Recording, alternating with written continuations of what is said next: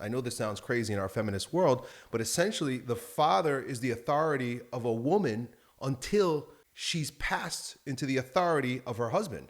And so in the marriage ceremony, even in a secular marriage ceremony, what happens is the bridegroom, the groom, is standing at the altar, and the father is bringing his daughter, he's still his daughter, who's veiled, down the aisle.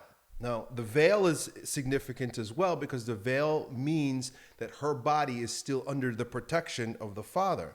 When he brings the daughter to the altar and lifts the veil, he's essentially he's saying to the young man, I am giving you bodily rights over my daughter. In the ceremony, the father takes the hand of the daughter. He then puts her hand into his hand, saying, I pass authority of her over to you.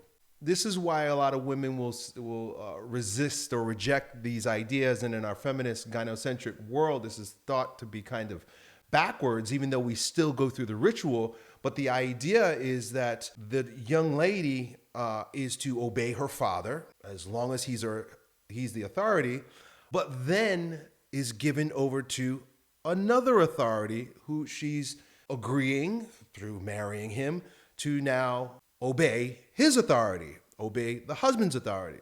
There's no such thing as a strong, independent woman traditionally, especially in a traditional Christian culture, which all of the West is. There's no such thing as an independent woman. A woman is under the authority of her father. Even if she leaves the house at age 18, according to the natural law, the divine positive law, God will ask that father, what did you do to your daughter? Why is she out there running the streets? Why is she behaving this way with all these men? Or, why aren't you protecting her honor? That's essentially the purpose of the father's authority, to protect the honor of the daughter before he then passes his authority on to his son-in-law. Also, just from a legal standpoint, marriage is a contract. It's a contract of bodily rights, both ways. The woman now has bodily rights over the husband, and the husband has bodily rights over the wife, particularly in terms of the conjugal act. Well, what does that mean? First of all, it means that you, as a husband, owe your sex, you owe the conjugal act, the marital act, to your wife when she requests it, no questions asked. And this is also why adultery is so bad, because you're giving away something to someone that doesn't own it.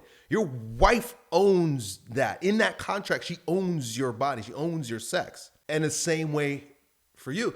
You own her body in that way. You have, in the sexual act, when you request it, it is her obligation to fulfill. And so feminists don't, when they hear one side of the story and they don't know the whole thing, they think, it's marriage rape. Like, they don't recognize the righteousness of the submission in the conjugal act, the wife to the husband.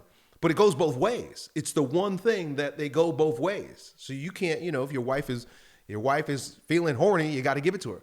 So you own her body, she owns your body, and the father is no longer, he's no longer a part of the issue. Now, according to the fourth commandment, you still honor your mother and father. You still honor your parents. If the dad really needs help, she is obliged to help her father. She's obliged to help her father out of the fourth commandment. But that is subsequent. It's not out of authority. It's out of honor. And that's subsequent to her responsibility to you.